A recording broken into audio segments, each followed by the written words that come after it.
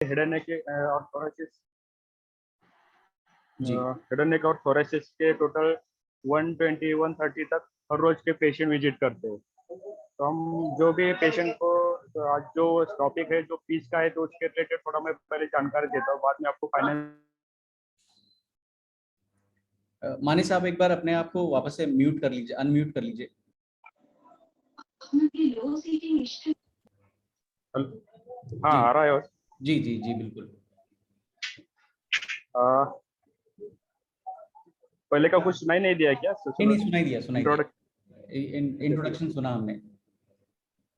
तो social work department में हर रोज कम से कम 130 तक पेशेंट हेड एंड नेक और थोरेसिस के पेशेंट जो रहते हैं वो डेली विजिट करते हैं। तो उसमें से हम हर पेशेंट को, जो आज का जो मेन टॉपिक है फिजियोथेरेपी के ऊपर, तो हम वो भी हमें बहुत समस्या आती है कि बहुत सारे पेशेंट बात करना चाहते रहते हैं कि उनकी जो परेशानी है वो बोलना चाहते हैं लेकिन बात करने के लिए नहीं आती। तो हम क्या करते हैं कि हर पेशेंट जो भी आता है तो उनको जो भी बात करने जितना भी प्रयास करता है उतना करने की पहले ही हम उनको अनुमति देते हैं। जैसे वो थोड़ा भी अगर 100 में से किसी का 10% 20% अगर समझ पाए तो उसको भी अच्छा लगता है कि मेरी बात कोई तो सुन रहा है। नहीं तो बहुत सारे ऐसे पेशेंट रहते हैं कि उनको मेरी बात कोई सुन नहीं रहा है और वो पार्टनर पर वो गुस्सा करता है कि ऐसा बोलो वैसा बोलो। तो हम पहले क्या करते हैं, जो भी इस तरह में प्रॉब्लम पेशेंट रहते हैं उनको पहले बोलने के लिए आपका क्या प्रॉब्लम है वो बोलो। उसमें से जितना हम समझ पाते हैं उतना बता उनको फिर दोबारा बताते कि ये सही है क्या। तो बोलता है ठीक है। अगर कुछ गलत रहता है तो उनको लिखने के लिए बोलते हैं, और उनको लिखने के लिए नहीं आता तो पार्टनर से बोलते हैं कि ये क्या बोल रहे हैं थोड़ा बताओ। मतलब हर पेशेंट को थोड़ा अच्छा लगे कि मेरी भी कोई सुन रहा है, ये कोशिश हम करते हैं तो पेशेंट भी खुश हो जाता है। तो बहुत सारे पेशेंट फीस रिलेटेड इशू रहते हैं तो हम एक कोशिश भी कर रहे हैं कि एक क्लास लेने की, जो फीस थेरेपी रहती है। और दूसरा जो रहता है कि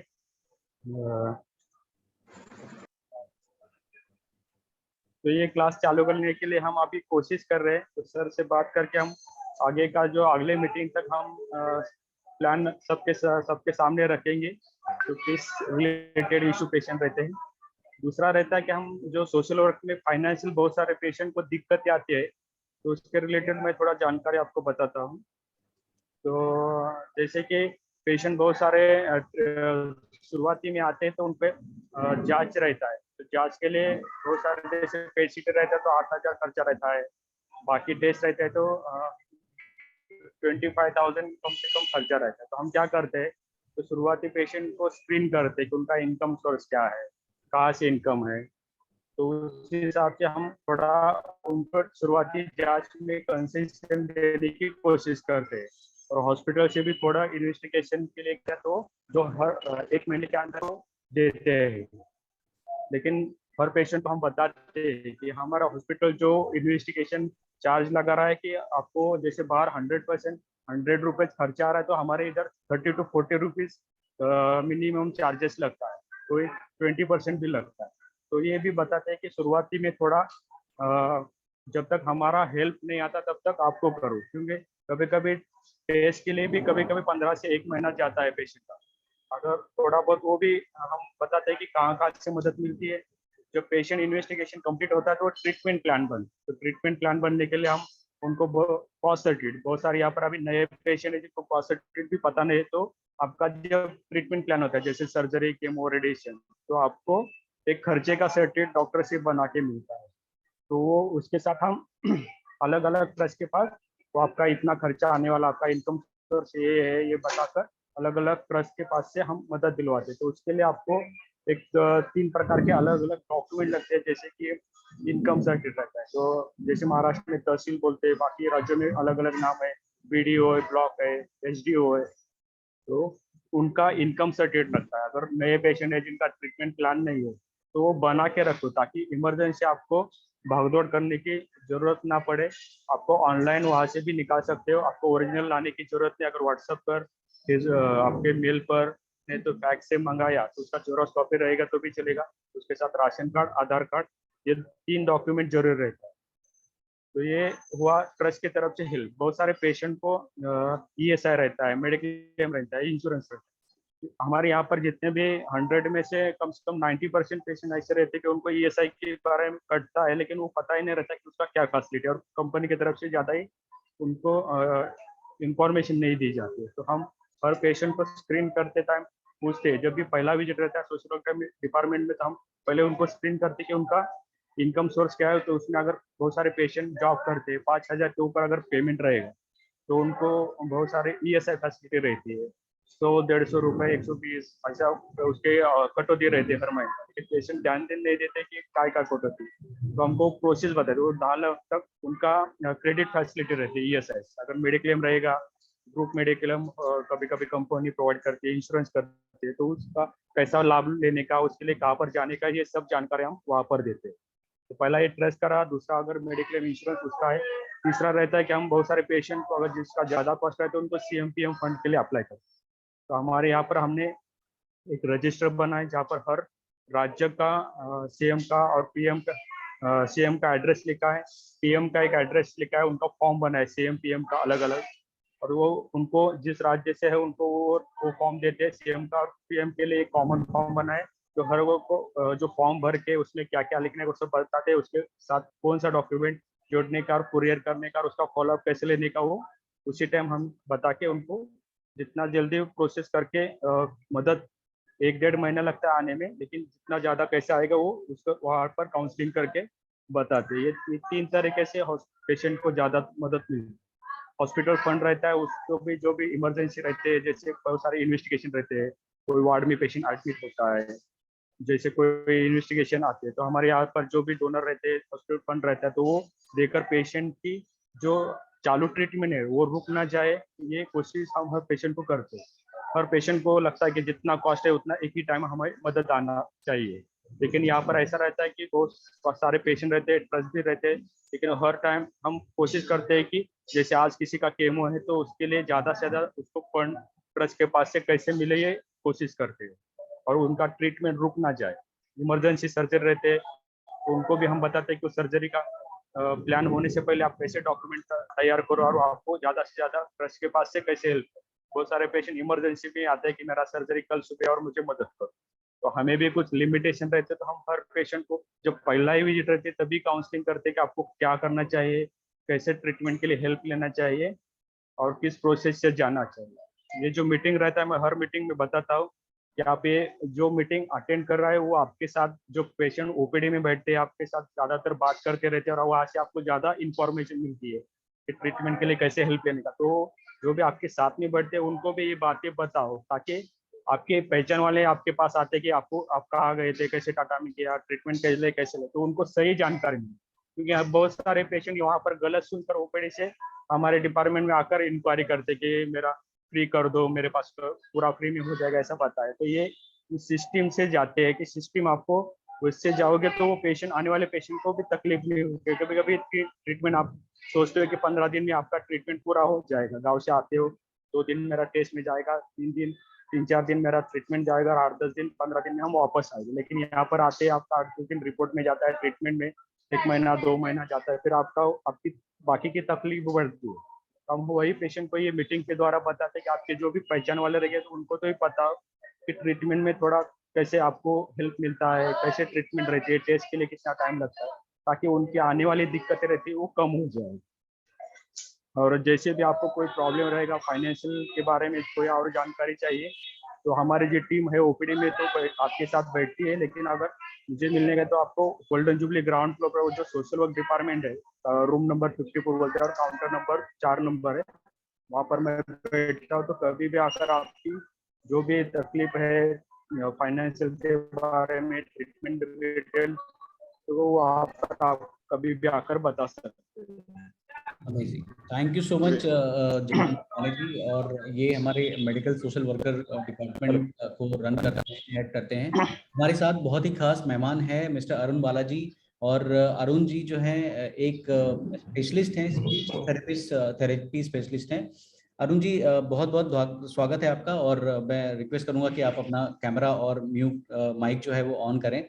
और हमारे जो जो भी आज हमारे टीम में लोग जुड़े हुए हैं, जितने भी पेशेंट्स केयर गिवर्स हैं, उन सबको अपने बारे में बताएं। और बिफोर आप अपना इंट्रोडक्शन करें, मैं आपके लिए एक सेट ऑफ क्वेश्चंस रखना चाहूँगा। वो ये है कि जैसे क्योंकि कई बार बहुत सारे लोग जो है शायद हमें पहली बार देख रहे हैं या इस फोरम पे पहली बार आए हैं, और हमें ये बताइए कि हेड एंड नेक कैंसर में जो स्पीच का जो लॉस होता है, क्या सबको लॉस होता है? इसकी जो जर्नी होती है वो कैसी होती है? कब पेशेंट को समझ में आता है कि भाई अब तो हमें एक स्पीच थेरेपिस्ट की जरूरत है, और क्यों लेनी चाहिए मदद? और क्या क्या तरीके होते हैं जिससे हम स्पीच को वापस ला सकते हैं, या पहली चीज तो क्या हम ला सकते हैं, या अगर नहीं ला सकते तो कितना इम्प्रूवमेंट हो सकता है? ये पूरा अगर आप हमें एक जर्नी अगर हमें विस्तार में बताएं तो बहुत मदद मिलेगी सर।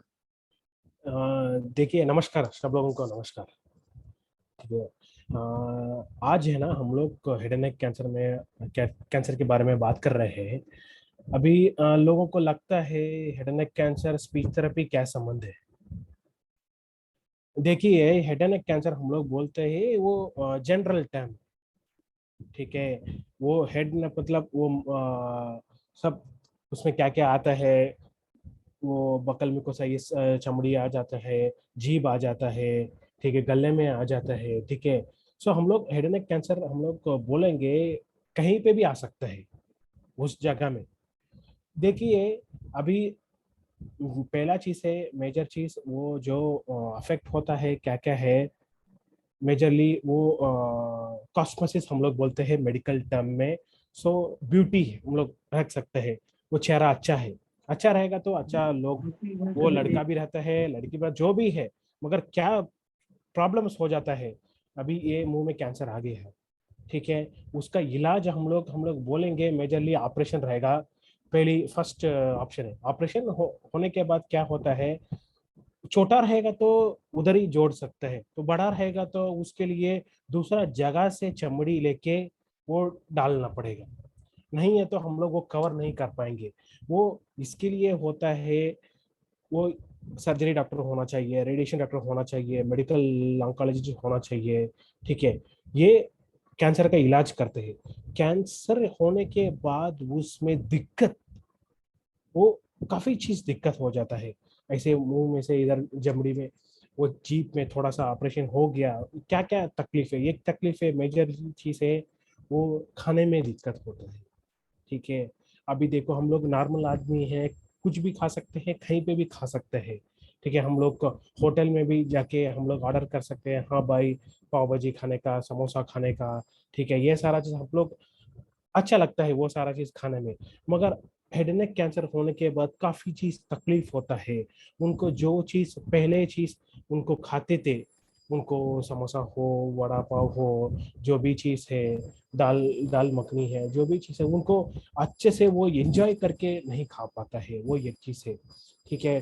क्यों कारण है, ऑपरेशन हो सकता है, ऑपरेशन की वजह से चमड़ी निकल गया तो वो चबा नहीं सकते हैं, निगलने में मुश्किल हो जाता है, ठीक है। कहीं कहीं पेशेंट लोग को रेडिएशन, गले में कैंसर हुआ होगा, नहीं तो जीभ का पीछे का, जीभ का बाहर उधर कैंसर हो गया हो तो रेडिएशन थेरेपी, कीमोथेरेपी होना चाहिए।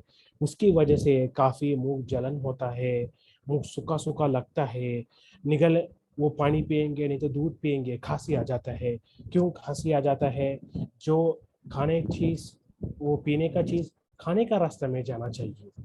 कभी कभी गलती में हम लोग का खांसी आ जाए, मतलब वो सांस का रास्ते में जाएगा तो ऐसे तकलीफ होता है। वो नॉर्मल इंसान भी हो सकता है, कभी कभी पानी पीते वक्त खांसी आ सकता है, मगर वो हर बार नहीं होना चाहिए। हर बार होगा तब कुछ तकलीफ है, वो हम लोग को देखना पड़ेगा क्या तकलीफ हो रहा है, क्यों खांसी आ रहा है, क्यों तकलीफ हो रहा है। ये हम लोग अननोटिस्ड करेंगे, ठीक है। हम लोग वो छोड़ दिया, ठीक है, ये ठीक हो जाएगा, ऐसे करके हम लोग नहीं छोड़ सकते। क्यों, मतलब काफी अननोटिस करके हम लोग देख लिया ना, वो छाती में इन्फेक्शन हो सकता है। इसकी वजह से पेशेंट को भर्ती भी करना पड़ता है, आईसीयू भी हो सकते हैं। किसी किसी पेशेंट डेफिनेटली वो तकलीफ का चीज है, डेथ भी हो सकता है। सो ये सारा चीज, वो हेड एंड नेक कैंसर का मेजर चैलेंज है। वो खाने में तकलीफ होता है, उसके बाद बोलने में तकलीफ होता है, ठीक है। डेफिनेटली वो इम्प्रूवमेंट कर पाएंगे, ठीक है, ऐसा नहीं कि इम्प्रूवमेंट नहीं कर पाएंगे। वो भी हम लोग सोचना पड़ेगा कितना वो स्टेज में है। वो एडवांस्ड कैंसर रहेगा, कभी कभी पूरा जीप निकाल के उसके बाद कहीं से वो चमड़ी, वो ताई से चमड़ी नहीं है तो हाथ से चमड़ी डाल के हो सकता है। वो हम लोग पहले ऑपरेशन का पहले ही काफी चीज हम लोग बोलना पड़ता है, पेशेंट को बोलना पड़ता है, उसके बाद रिलेटिव को बोलना पड़ता है, केयर गिवर हम लोग बोलते हैं, वो मेजर चीज है। ऐसे ही नहीं है कि वो हेड एंड नेक कैंसर एक ही दिन में ठीक हो जाएगा, वैसे नहीं है। वो काफी लंबा समय ट्रीटमेंट इलाज होता है, ऑपरेशन होगा, उसके बाद रेडिएशन साथ कीमो भी होता है, तो 3 महीने का इलाज भी होता है। अभी देखो हमारा वो टाटा हॉस्पिटल हम लोग रहते हैं, सो काफी पेशेंट काफी दूर से आता है, तो मतलब किसी किसी सर्विस नहीं मिलता है, इसलिए आएंगे, समय लगता है। सो उसके लिए कैरगिवर्स भी होता है, वो बहुत स्ट्रांग होना चाहिए, फैमिली मेंबर उसको सपोर्ट होना चाहिए, not only financial support, definitely all caregivers family support is बहुत जरूरी है। देखिए हम लोग सोसाइटी में हम लोग जाएंगे, फॉर एग्जाम्पल वो शादी में जाएगा कोई कोई पेशेंट, वो सब ठीक होने के बाद रिटर्निंग टू दी सोसाइटी, वो मेजर चीज है, वो एक्सेप्टेंस। काफी लोग है चेहरा में बदल गया, ये क्या है, ये क्या बात कर सकते हैं, ऐसे वो सिचुएशन हो जाता है। They are all not cancer patient, they are cancer warriors. Okay, ये हम लोग मेजरली हम लोग को समझना चाहिए, कॉमन लोगों को भी उनको अवेयरनेस नहीं है। ऐसे किसी किसी आप लोग देखा होगा, वो गले में ऑपरेशन होने के बाद रोबोटिक स्पीच बात करते हैं, कैसे यू मस्ट वो देखा होगा रोबोटिक का, ऐसे बाहर एक्सटर्नल डिवाइस यूज करके बात करते हैं। अचानक से हम लोग लगता है ये क्या आदमी है, क्या बात करता है, मगर हम लोग सोचना पड़ेगा क्यों ऐसे हुआ है, उसको कैंसर हो गया है।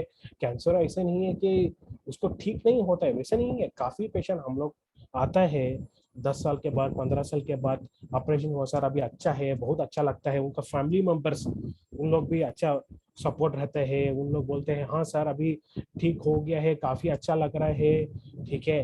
वो life after cancer is something very very, वो चैलेंजिंग भी है, सेटिस्फाइंग भी है।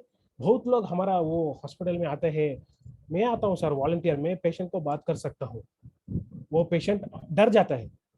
कोई भी पेशेंट है, हम लोग ऐसे, हम लोग गले में आपको वॉइस बॉक्स निकालना जाता है, ठीक है, उसमें रेडिएशन होता है, वो काफी लोग डर जाते हैं। सो हम लोग क्या करने का, सिर्फ वो क्लिनिशियन हम लोग बात करेगा वो सेटिस्फेक्शन नहीं होता है। So we have to make वो इंटरेक्शन, पेशेंट इंटरेक्शन ऑल्सो बहुत जरूरी है। क्या उन लोग का फेस क्या है, चैलेंज फेस क्या है, सो क्या हम लोग एक्सपेक्टेशंस कर सकते हैं, ठीक है, वो मेजर चीज है। ये क्या और चैलेंज हम लोग, हमारा पेशेंट हम लोग फेस करता है, मेजरली फिनेंशियल चैलेंज है, वो ऐसे माने सर भी बताया, वो काफ़ी चीज़ मेडिकल सोशल वर्कर वो टीम में वो भी बहुत काम करते हैं। अभी थोड़ा सा हम लोग मेजर चैलेंज होता है कि एक्सटर्नल डिवाइस नहीं तो इंटरनल डिवाइस, हम लोग वॉइस प्रोसेसेस बोलते हैं, वो भी काफ़ी महंगा होता है। उसके लिए भी मुझे मालूम है हर हॉस्पिटल सपोर्ट नहीं करते हैं, नहीं कर पा रहे हैं ड्यू टू वेरियस चैलेंजेस। अब टाटा हॉस्पिटल में आएंगे, काफी लोगों को मदद हम लोग कर पा रहे हैं, कर रहे हैं, करते हैं, अभी भी कंटिन्यूअसली कर रहे हैं, ठीक है। हम लोग भी जानते हैं, जो हम लोग एक वॉइस प्रोसेसेस हम लोग बोलते हैं, हम कम से 26,000 28,000 रहते हैं, वो अफोर्डेबल नहीं कर पा रहे हैं, कर पाएंगे सब लोगों को। ऐसे नहीं कि एक ही बार मशीन डाल दिया वो जिंदगी भर रहेगा, वैसा नहीं है, मशीन भी खराब होता है, जो इंटरनल डिवाइस हम लोग लगाते हैं। सो वो ऑपरेशन का पहले ही ये सारा चीज हम लोग पेशेंट को, पेशेंट रिलेटिव्स को एक्सप्लेन करने का बहुत बहुत जरूरत है, ठीक है। सो तभी वो कोपिंग कोप अप कर पाएगा, वो पेशेंट हो, पेशेंट रिलेटिव हो। हम लोग रियलिस्टिक एक्सपेक्टेशंस भी बोलना चाहता है, जैसे छोटा छोटा ऑपरेशन होएगा तो हम लोग कितना एक्सपेक्टेशंस कर पाएंगे, ठीक है। सो वो सारा चीज बहुत जरूरी है। ऐसे नहीं है कि एक बार ऑपरेशन कर दिया, सब लोग को पार्ट करना पड़ेगा, सर्जरी डॉक्टर करते हैं, रेडिएशन डॉक्टर करते हैं, उसके बाद मेडिकल ऑन्कोलॉजिस्ट करते हैं काफी चीज, क्लिनिकल साइकोलॉजिस्ट उनका करना पड़ेगा। हम लोग ये जानते हैं हेड एंड नेक कैंसर एक मेजर कारण है, वो पान तंबाकू बीड़ी सिगरेट ये सारा चीज है, उसको भी हम लोग सोचना पड़ता है, क्लिनिकल साइकोलॉजिस्ट बहुत जरूरत है। आफ्टर दैट वो दे शुड नॉट, वो फिर भी वो आदत उसको उनको लिए नहीं आना चाहिए, वो सारा चीज बहुत चीज हम लोग ये सोचना पड़ेगा, उसका रिहैबिलिटेशन मतलब। सो स्पीच थेरेपी, उनको swallowing थेरेपी, वो इमीडिएटली आफ्टर द सर्जरी, नहीं तो रेडिएशन का पहले से, रेडिएशन थेरेपी कीमोथेरेपी का पहले से ही हम लोग चेकअप करना पड़ेगा। ठीक है, इन लोग क्या तकलीफ हो रहा है, हम लोग रेटिफाई कर पाएगा कि नहीं कर पाएगा, ये सारा चीज है। ये इन शॉर्ट में बताया है। कुछ आपको क्वेश्चन रहेगा प्लीज आप पूछ सकते हैं। बहुत बढ़िया आपने बातें बताई अरुण जी। और मैं सारे जो हमारे साथी जो जुड़े हुए हैं आज, मैं सबसे रिक्वेस्ट करूंगा कि आप ये सेशन के टुवर्ड्स एंड जो है, आप अगर लिख सकते हैं अपना क्वेश्चन तो चैट बॉक्स में यहाँ पे टाइप कर दीजिए, नहीं तो फिर थोड़ी देर के बाद फिर हम एक ही क्वेश्चन लेंगे। और बिफोर दैट मैं मेरे कुछ जहन में कुछ सवाल हैं, शायद हो सकता है कि बहुत सारे लोग पूछना चाहते हैं, पूछ नहीं पा रहे हो, या शायद वो एक्सप्रेस ना कर पाए। हमें ये बताइए कि जैसे जब पेशेंट को कोई बोल नहीं पाता, अभी जैसे कोई व्यक्ति है जो अच्छा खासा था, मतलब आज तक जो है या 1 महीने पहले तक वो बोलता था, वो तो उसी परिवार का हिस्सा था, उसी समाज का एक हिस्सा था। आज जब उसकी आवाज चली जाती है, कोई परेशानी हो जाती है, तो कई बार लोगों को लगता है अरे यार ये तो अभी बड़ी प्रॉब्लम हो गई है, लोग उसको लायबिलिटी की तरह से देखना शुरू कर देते हैं। तो ये एम्पैथी, जो संवेदना की जब हम बात करते हैं, तो हमें जो है लोगों से और लोगों को या समाज को जो है कैसे साथ मिलकर इसको काम करना चाहिए, ये जो ये तरीका होता है, वो कुछ आप इसके बारे में कुछ विचार शेयर करेंगे? हाँ नमस्कार सर। जी हाँ जी, नमस्ते जी। हाँ सर, जैसे 4 तारीख को 4/7 को ऑपरेशन हुआ था सर, तो अभी तक रेडिएशन नहीं हुआ है, और रेडिएशन के लिए काफी इधर उधर भाग दौड़ कर रहे हैं सर। बॉम्बे में हुआ था, इसके बाद खारघर भी हम लोगों को भेजा गया, तो वहाँ भी डेट नहीं मिल पाया किसी कारणवश, और जो है सो इसके बाद हम लोग को रेफर कर दिया गया था कोलकाता सर। जी, तो कोलकाता में कहीं नहीं हो पा रहा है। वो ये मेडिका में एक जगह बात हुआ है, उन्होंने काफी रेट दे रखा है, करीब लमसम 3.25 लाख का बजट दे रखा है। अब इतना जो है सो हम लोग अफोर्ड करने में ये नहीं है सर। आप सर अपना नाम बताइए और आपका जो फाइल नंबर है वो बताइए, हमारी टीम में से कोई ना कोई जो है आपसे कनेक्ट करेंगे फॉर श्योर।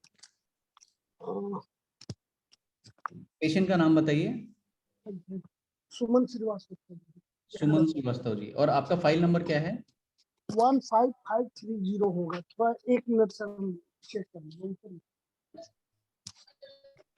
छोड़ दो। ये देखिए।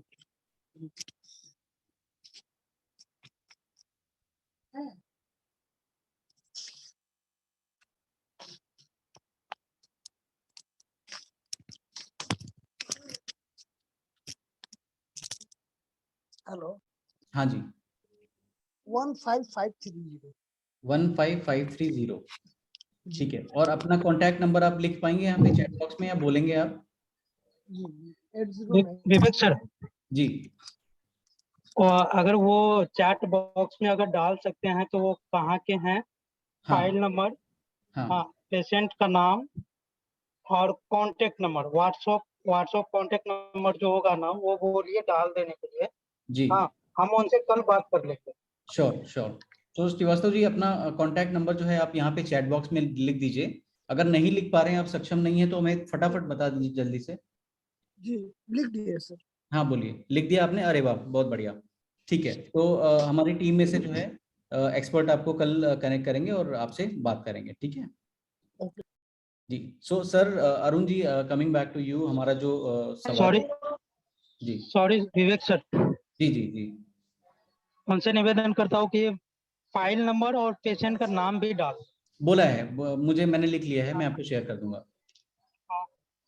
सर मैं माने साहब से बात कर सकता हूँ? हेलो जी, मैं माने साहब से बात करना चाह रहा थोड़ा सा। मेरा एक पेशेंट यहाँ पे है जिनका ऑपरेशन अभी 2 तारीख को हुआ था। हाँ। और कुछ मदद की बात जो अभी हो रही थी, तो जो ट्रस्ट की बात उन्होंने किया, तो क्या एक ही जगह से हमें मतलब हम उनको फाइल देंगे, वो हर जगह फाइल ट्रांसफर करेंगे कि हमें हर जगह जाना पड़ेगा? मानी साहब, आप अवेलेबल हैं क्या इसको आंसर करने के लिए, या भोला आप टेक फॉरवर्ड करेंगे इसको? मुझे फिर से बताओ ना, मैंने सुना ही नहीं। अच्छा, अभी अभी हमारे पेशेंट का जो है 2 तारीख को ऑपरेशन हुआ था यही टाटा में। तो अभी सोशल वर्कर की तरफ से तो हमें कुछ मदद मिल गई थी, लेकिन अब पैसे की क्योंकि और समस्याएं आ रही दवाई वाई खरीदने के लिए। तो जो ट्रस्ट से अभी आपने कहा कि ट्रस्ट से हम मदद करवा देते, तो हमें फाइल आप ही के यहाँ सारी फाइलें देना पड़ेगा कि हर ट्रस्ट के यहाँ हमें जाना पड़ेगा? कैसे हो सकता है ये समझ? नहीं नहीं, डायरेक्ट आप कोई भी ट्रस्ट के पास गए जाओगे तो भी वो हमारे पास ही भेजते हैं। तो पहले आपका जी जो जी भी जी आगे खर्चा है, जो आगे खर्चा है, कौन सा दवा है, कितना है, वो कल जी। हमारे डिपार्टमेंट में आकर दिखाओ, तो वो चेक करके हम बताएंगे कि क्या करना पड़ेगा। डायरेक्ट ट्रस्ट के पास किस जगह, कहाँ पे मिलना है? अपने सोशल वर्क डिपार्टमेंट में M4 काउंटर नंबर पर आए थे ना। जी जी, मैं गया था M4 नंबर पे, तो हाँ उन्होंने तो ऑपरेशन जब हुआ तो ऑपरेशन का उन्होंने दिया पैसा, हाँ, लेकिन अब उसी जगह पर आ जाओ। जी उसी जगह पर आप फाइल लेके कल आकर मिलो मुझे, एक 9 बजे के बाद। मैं आपको बताता 9 हूँ आगे बजे के क्या करना बाद पड़ेगा। M4 हाँ पे। हाँ, ठीक सर, M4 ठीक काउंटर। ठीक ठीक। ओके। जी जी सर, ठीक ठीक।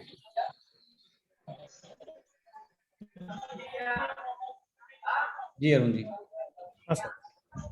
तो हमारा सवाल ये था कि कई बार जैसे मतलब एक नई चीज होती है ना, किसी ने एक्सपेक्ट नहीं किया होता कि भाई मेरी स्पीच चली जाएगी, मैं आज बोलता हुआ इंसान हूँ, कल नहीं बोल पाऊंगा। सो इसको लेकर बड़ा स्ट्रेस होता है, परिवार में भी, सोसाइटी में भी, समाज में भी, दोस्तों के बीच में भी। तो कैसे इसको हैंडल करना चाहिए साइकोलॉजिकली, या कैसे हेलो उनकी सर। मदद कर सकते हैं? और hello hello sir. Hello. Sir ji, मैं आपसे कुछ बात करना चाहती हूँ। जी सर जी, मैं कानपुर से हूँ, यहाँ टाटा मेमोरियल में अपने पति के इलाज के लिए आई थी। बट मेरे को यहाँ कुछ समझ में नहीं आया, समझने में ही मेरे को 3-4 दिन वेस्ट हो गया। उसके बाद मेरा फाइल बन गया है, मेरा कार्ड बन गया, और जांचे में जैसे कि 3 जांचे डॉक्टर ने लिखा था, ब्लड जांच और ईसीजी, वो तो दोनों हो गया है। बट ये सीटी स्कैन के लिए मैं गई तो वो लोग बोलने लगे कि मशीन खराब है। तो सर जी, वो तो हुआ नहीं, और 9 तारीख को डेट दिए हैं, पता नहीं 9 तारीख को भी होगा कि नहीं होगा। और हमारे घर में यही काम करने वाले थे, सब्जी लगाते थे, और यहाँ रहने की कोई व्यवस्था नहीं थी। रूम एक मिला है, 500 किराया देते हैं। सर जी, मेरे पास इतना कुछ नहीं है कि मैं कर पाऊँ। मैं कैसे करूं, मुझे कुछ समझ में नहीं आ रहा। अनजान शहर में मैं, बस मेरे छोटे छोटे बच्चे हैं, इस वजह से मैं यहाँ पे आई कि ये ठीक हो जाएंगे तो मेरा परिवार चल सके। मैं बहुत परेशान हूँ, मुझे कुछ समझ नहीं आ रहा है मैं क्या करूँ। अपना नाम बताइए, पेशेंट का नाम बताइए। दीपक गुप्ता। दीपक गुप्ता जी। और आपका कॉन्टैक्ट नंबर बोलिए। Contact number 896। हाँ जी। 896 000 हाँ 7448 ठीक है। और आपका फाइल नंबर याद है आपको? जी। 2893 हाँ हाँ 4। 28934। ठीक है। भोला जी। इससे पहले इससे पहले 20 के आगे CBCU क्या है, कुछ पता है आपको? सीबी। CB। जी sir. D for cat, D for dog, right? हाँ। जी सर, जी। सीबी ठीक ना। है हाँ ठीक है। जी सर। मैं एक्चुअली दीपक गुप्ता जी, जी सर। आप जो नंबर दिए हैं ना, मैं कल आपको लगभग 9:30 तक मैं आपको कॉल करूंगा, ठीक ओके है? सर। Okay sir. हाँ हाँ, फिर देखता हूँ क्या क्या हो सकता है। Okay sir. ठीक है, आप उम्मीद बिल्कुल मत हारिए। और हम सब यहाँ पे इसलिए एक साथ इकट्ठा हुए हैं कि एक दूसरे की मदद कर सकें। Okay sir, thank you. Vivek ji. हाँ जी। हेलो। हाँ जी, बोलिए बोलिए। हेलो जी गुप्ता बोलिए। जी, दीपक गुप्ता। दीपक गुप्ता जी सुन रहे हैं? दीपक गुप्ता जी सुन पा रहे हैं आप माने साहब को? जी सर सुन रहे हैं। Hello hello. सर जी आपकी आवाज नहीं आ रही है।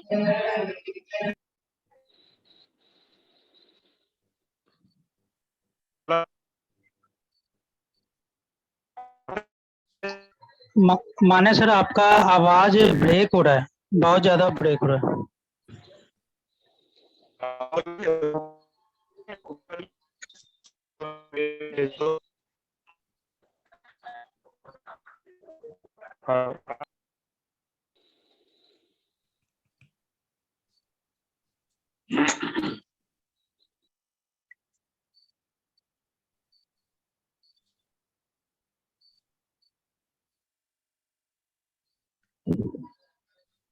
ओके माने सर चैट बॉक्स में डाल देंगे, आपका आवाज नहीं आ रहा है।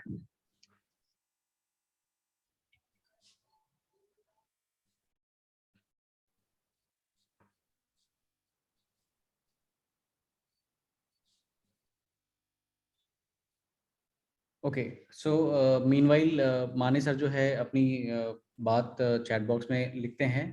हम वापस आते हैं अरुण बालाजी सर के साथ में और सर से ये जानने की कोशिश करते हैं कि इसको सोशली जो है या स्पीच जो है एक बड़ा इंपॉर्टेंट पार्ट है, इसको कैसे हैंडल किया जाए जब नया नया ये शुरू होता है या आगे चल के। देखने का मेजर जी ओरल कैंसर में स्पीच काफ़ी अफेक्ट हो जाता है, ठीक है। उसके बाद गले का कैंसर में, ठीक है।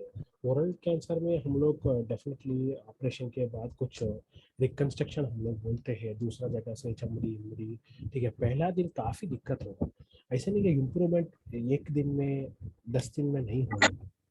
सो इम्प्रूवमेंट होने वाला हम लोग बोलते हैं 2 महीना, 3 महीना, 6 महीना, 1 साल में ग्रेजुअली इम्प्रूवमेंट होगा, तुरंत नहीं होने वाला है। एंड ये और चीज़ है 100% इम्प्रूवमेंट नहीं होने वाला है, वो काफ़ी चैलेंजिंग है। मगर स्पीच कम्युनिकेशन है, अंडरस्टैंडेबिलिटी है, अभी मैं बोल रहा हूँ आपको समझ में आ रहा है, ठीक है। काफ़ी अंडरस्टैंडेबिलिटी, काफ़ी इम्प्रूवमेंट होता है। बट स्पष्ट बोलते हैं हम लोग, एकदम शुड क्लीन स्पीच, डेफिनेटली वो हम लोग we are it's very challenging to achieve. कर सकते हैं मगर उसमें भी है ना काफी रिकंस्ट्रक्शन जरूरत पड़ेगा, ठीक है। देखिए एक चीज है, हम लोग एक सोचते हैं एक पेशेंट को, हमारा ऐसा नहीं है कि कम पेशेंट है, कितना पेशेंट है सबको सर्विस देना चाहिए, रीजनेबल सर्विस भी देना चाहिए, ठीक है। सो हर पेशेंट को एक ही जैसे ऑपरेशन नहीं भी कर पाएंगे, वो भी एक चीज चैलेंजेस है। सो वेरियस चैलेंजेस भी है, but rehabilitation it's a continuous process, ऐसे नहीं कि एक ही दिन में खत्म होगा, ठीक है। एक पेशेंट का ऑपरेशन हो गया, ठीक है, हम लोग बेड साइड में ऑपरेशन के बाद होता है वो पहला 10 दिन वो बेड साइड में हम लोग देखते हैं।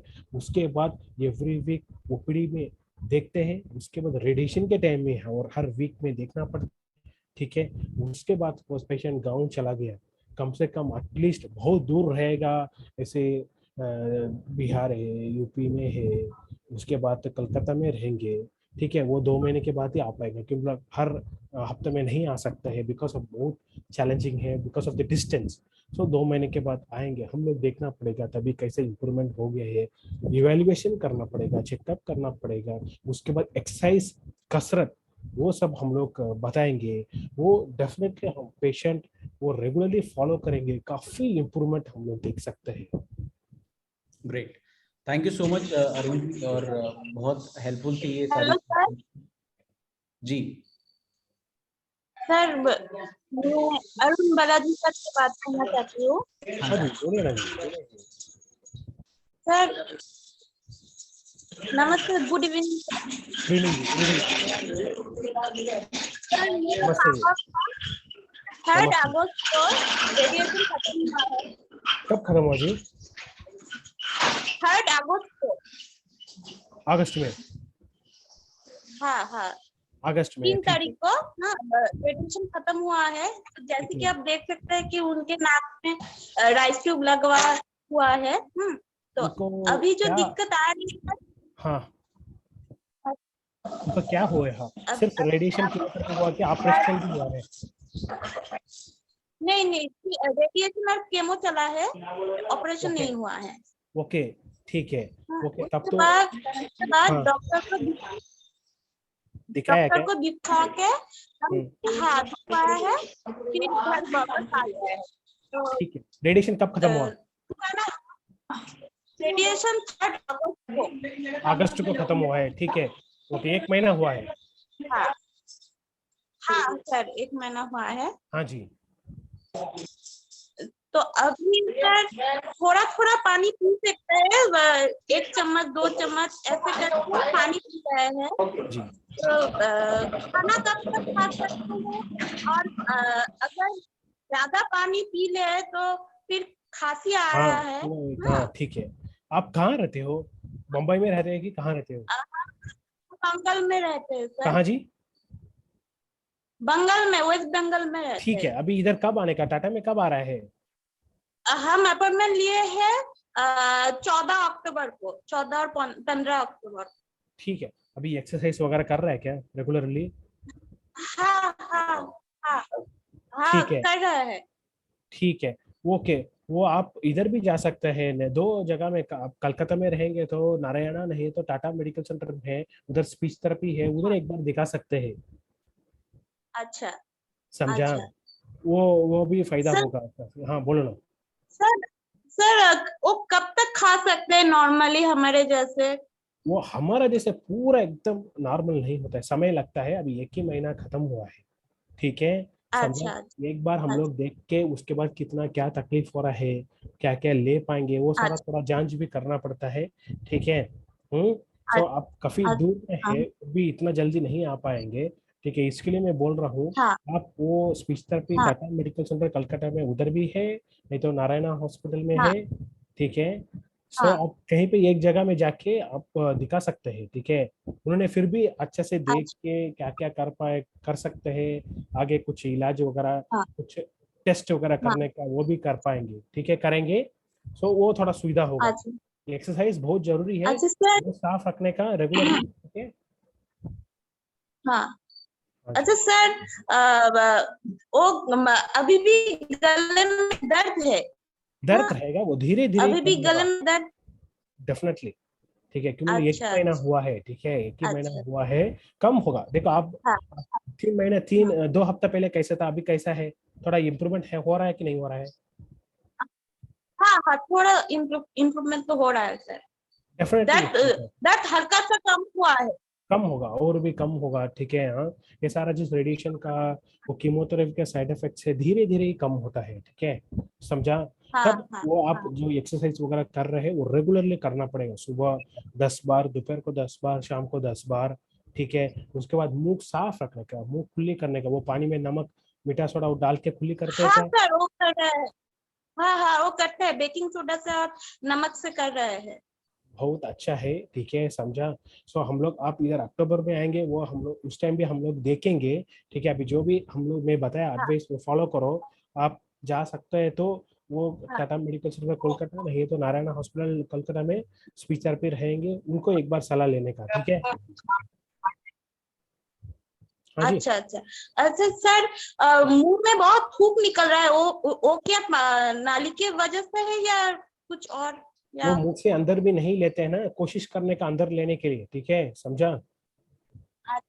अच्छा अच्छा अच्छा ठीक है, सो थूक निकलने के लिए कोशिश कर रहे हैं ना? कोशिश अच्छा करने का, यस यस यस, ठीक है। अच्छा अच्छा एक्सरसाइज बहुत ठीक जरूरत है है सर। रोज करने का,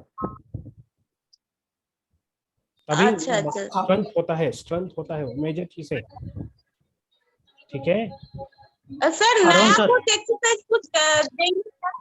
नहीं नहीं, जो भी हम लोग बताए हैं वही कंटिन्यू करना है।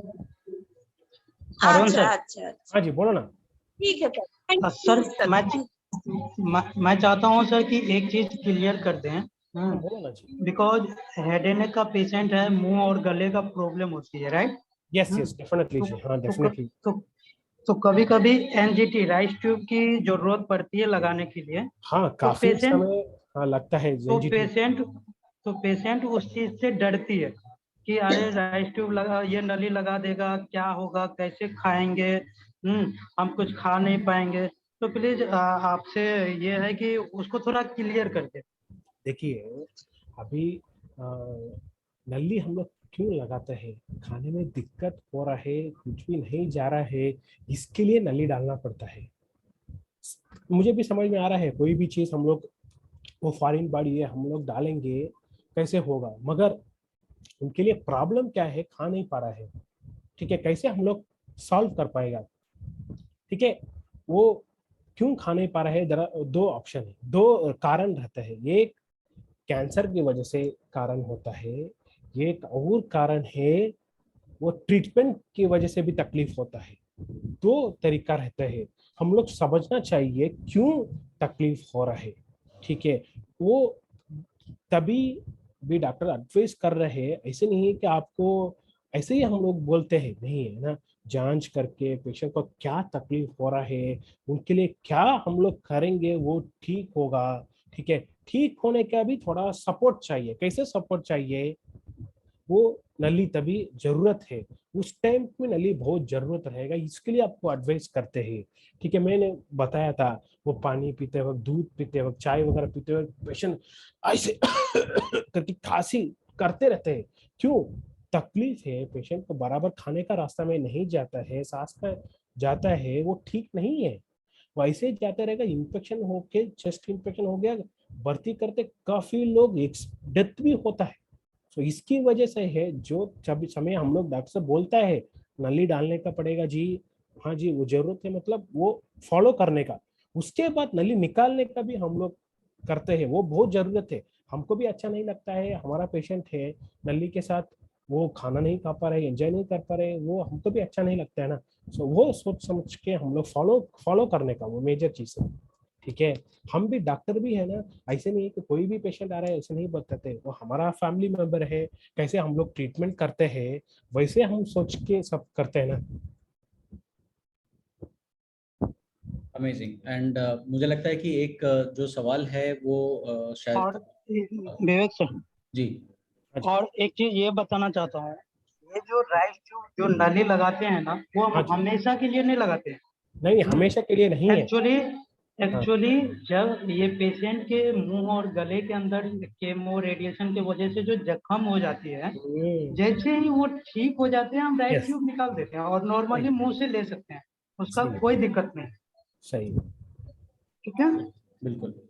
हमारे साथ आज डॉक्टर कुमार प्रभाष भी हैं, और मेरे ख्याल से हम सब के सब जानते हैं कि डॉक्टर कुमार प्रभाष कौन है, शायद उनको इंट्रोडक्शन की जरूरत नहीं है। Arun ji, thank you so much. And now I would like to request Kumar sir.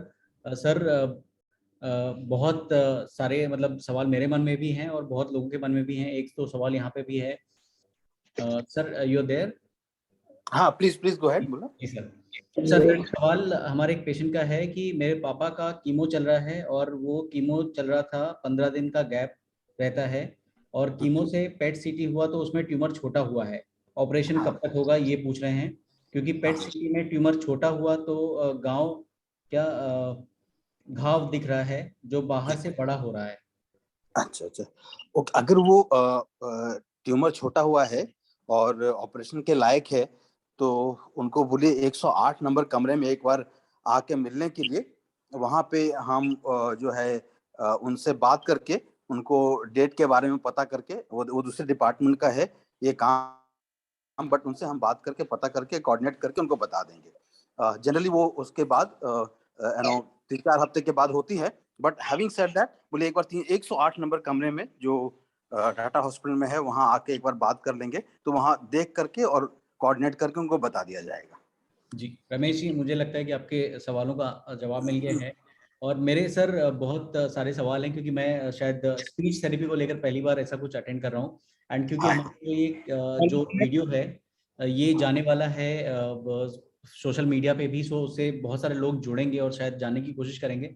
Sir, oncologist perspective से हमें ये बताइए कि ये जो कितने प्रतिशत लोगों में जो स्पीच थेरेपी होती है और कब जो है उनको कनेक्ट करना चाहिए स्पीच थेरेपिस्ट के साथ में? देखिए, जो स्पीच एंड इनफैक्ट मैं ऐड करूंगा swallowing के लिए भी, हेड नेक के हर एक पेशेंट को इसकी इवैल्यूएशन शुरू से होनी चाहिए, और जब भी उसकी ट्रीटमेंट चालू हो, अगर आप सर्जरी कर रहे हैं तो सर्जरी के इमीडिएट बाद, और या अगर आप कीमो रेडिएशन कर रहे हैं तो उसके साथ, क्योंकि वो करीब करीब पूरे 6 या 8 हफ्ते, 6 या 7 हफ्ते चलती है, तो ये शुरू से होनी चाहिए। तो अरुण वाला जी, जिनकी आपने सुनी अभी जब उन्होंने बताया इसके बारे में, उनके आने से हमारे पेशेंट्स की केयर बहुत इम्प्रूव हुई है। ये हमारे यहाँ एक पहले लैकिंग थी, तो इसलिए स्पीच एंड स्वॉलोइंग शुरू से होनी चाहिए। अगर शुरू से नहीं होती है तो वो बाद में इम्प्रूव होना थोड़ा मुश्किल होता है। तो ये बड़े इंटीग्रल पार्ट होती है speech and swallowing therapy head neck cancer के ट्रीटमेंट के लिए। ग्रेट सर, एक हमारे पेशेंट हैं सैफ, जिनका नाम है। इनका सवाल ये है कि मेरे पेशेंट को ट्यूब फीडिंग स्टार्ट हुआ, 2 दिन से उनका रेडिएशन चल रहा है। अभी मेरा ये सवाल है कि क्या कोई मेडिसिन जैसे कि कोई सिरप, पॉलीकेन जेल और खांसी का सिरप दे सकते हैं क्या गले से? बिल्कुल दे सकते हैं, ट्यूब से दे सकते हैं। गले से वो केयरफुल होना चाहिए। गले से अगर ट्यूब डली है इसका मतलब है उनको खाने या पीने में दिक्कत होगी, ये पॉसिबिलिटी है।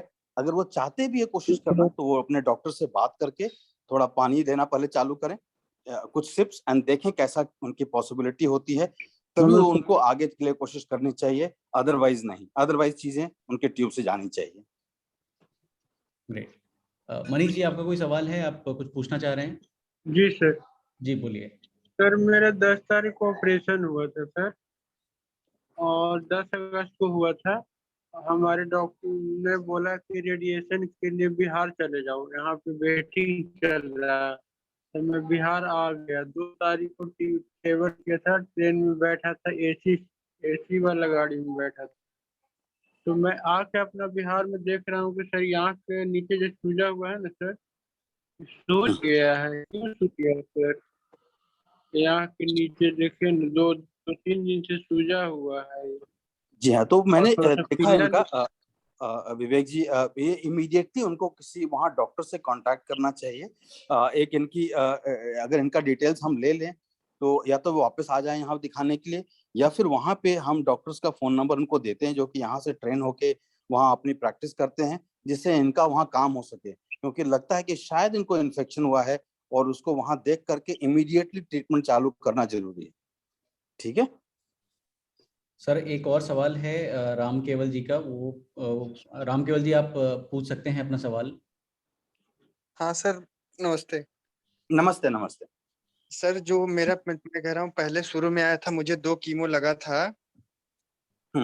सर वो कीमो काम नहीं किया, तो ये सर ने ये जो इंजेक्शन का कीमो है 15-15 दिन करके, कि वो 2 कीमो लगा था तो बोले काम नहीं किया, ट्यूमर और बढ़ गया है। फिर ये सर, ये जो इंजेक्शन लगा था ये 40 mg का आता है, निबोवुलम करके। हाँ, करेक्ट। प्लीज बोलिए क्या हुआ फिर आगे। तो सर ये 15-15 दिन में लगता है, जिसमें से मेरा जैसे एक मेडिसिन लेता हूँ 2 बार लगता है, ऐसे 5 बार लग चुका, जिसमें 4 बार लगवाने के बाद पेट सीटी हुआ तो उसमें ट्यूमर छोटा हुआ, बोले ट्यूमर छोटा। हाँ सर क्या नाम, बाहर कभी ड्रेसिंग कर, क्या बोलिए फिर से। जैसे सर ये ट्यूमर छोटा होता है, हाँ छोटा है, तो मैं सर वो जैसे बाहर की तरफ फूट गया है ना घाव, हाँ उसका ड्रेसिंग करना पड़ता है, तो उसका ड्रेसिंग में करता हूँ सर। तो उसमें मेरे को बाहर से सर देखने में लगता है कि क्या नाम, ये घाव का जो होल हुआ है सर उसमें, हाँ, वो पहले से थोड़ा बढ़ गया। नहीं तो इमीडिएटली आप ओपीडी में आके दिखाइए 108 में, हम देख के बता पाएंगे आपको कि उसमें ये बढ़ गया है या घटा है। कि कई बार होता है ट्यूमर अगर गल जाती है तो घाव बढ़ा हुआ दिखता है, ये ऐसा होता है, लेकिन एक बार देखना जरूरी होगा। और या हो सकता है घाव बढ़ भी रहा हो, लेकिन एक बार ओपीडी में 108 में आके दिखाइए। कल का अपॉइंटमेंट है मेरा सर के साथ। हाँ, तो कल एक बार देख लेंगे आपको।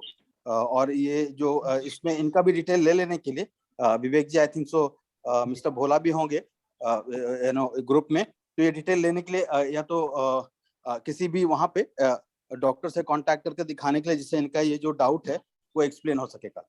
और सर क्या नाम, इसमें वो अभी तक पहले क्या जो चला था कीमो, सर उसके बाद बोले थे ये नहीं, वो कल आके दिखाइए। कल ये सारे क्वेश्चंस आपको वहाँ आंसर कर देंगे। ठीक है ना सर? ठीक है, थैंक यू। विवेक जी और कुछ है? जी सर, एक सवाल और है किसी का। ये लिखते हैं कि मेरे पापा का रेडिएशन कीमो चल रहा है और उनकी खांसी और कफ हुआ है, रेडिएशन से होता है या फिर हमने उन्हें दही या श्रीखंड खाने के लिए दिया था, उससे हुआ रहेगा? नहीं, ये बिल्कुल रेडिएशन और कीमो से होता है। ये दही और श्रीखंड से इसका कोई लेना देना नहीं है। अगर उनको पसंद है तो प्लीज खिलाइए, लेकिन अगर खांसी हो तो डॉक्टर को जरूर बताने के लिए कि कई बार हो जाता है इन्फेक्शन हो जाता है, तो इन्फेक्शन के लिए दवा दी जा सके, लेकिन इसका दही और श्रीखंड से कोई लेना देना नहीं। और अगर आपके कोई सवाल अभी भी रह गए हैं तो आप यहाँ पे टाइप कर सकते हैं, अपना केस नंबर दे दीजिए, अपना नाम दे दीजिए और अपना मोबाइल नंबर दे दीजिए, सो दैट हमारी टीम आपको कनेक्ट कर सके और आपके जो भी समस्याएं हैं उनका समाधान करने की कोशिश करी जा सके।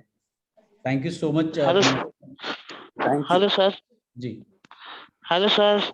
हाँ गणेश जी बोलिए। सर हम पश्चिम बंगाल के खड़गपुर से बोल रहे हैं सर। जी सभी सर को नमस्ते सर। बोलिए बोलिए, अपना सवाल पूछिए।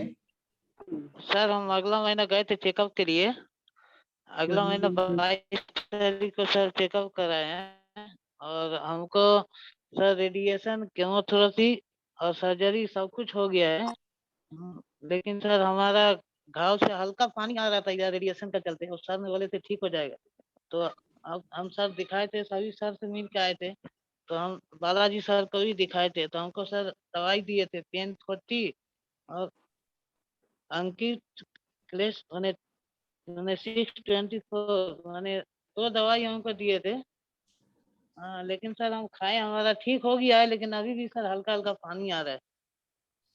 तो ये एक बार ना जब ये थोड़ा पानी आता है ट्रीटमेंट के बाद, जो थोड़ा टाइम लगता है, अगर कम होता जा रहा है तो मत घबराइए, धीरे धीरे कम होना चाहिए ये। अगर इन केस ये कम होना बंद हो जाए या पानी निकलना बढ़ जाए तो मेरी सलाह रहेगी थोड़ा वो टाटा हॉस्पिटल आके दिखाने के लिए। अदरवाइज थोड़े दिन वेट कीजिए, देखिए कैसा रहता है।